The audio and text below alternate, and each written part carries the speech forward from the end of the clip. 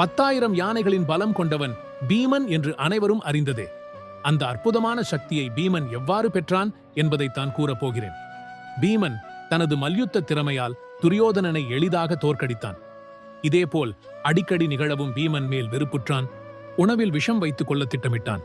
அதை உண்டும் பீமன் மரிக்காமல் மயங்க அவனது கை கால்களை கட்டி கங்கையில் வீசினான்.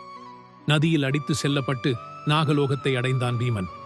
அங்கு நாகர்கள் அவரை எதிரி என கருதி கடித்தனர். ஆனால் அதிசயமாக அவர்களின் நஞ்சு துரியோதனன் கொடுத்த நஞ்சுக்கு எதிராக ஒரு மருந்தாக செயல்பட்டது.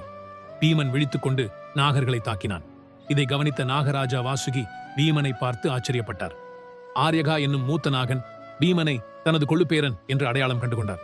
இதனால் மகிழ்ந்த வாசுகி பீமனுக்கு பொன்னும் நகைகளும் வழங்கத் தயாரானார்.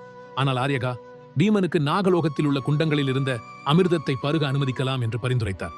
ஒவ்வொரு குண்டத்திலிருந்தும் குடிப்பவருக்கு 1000 யானைகளின் சக்தி கிடைக்கும். பீமன் மொத்தம் 8 குண்டங்களில் இருந்த அமிர்தத்தை குடித்தான். அதன் விளைவாக 7 நாட்கள் உறங்கினான்.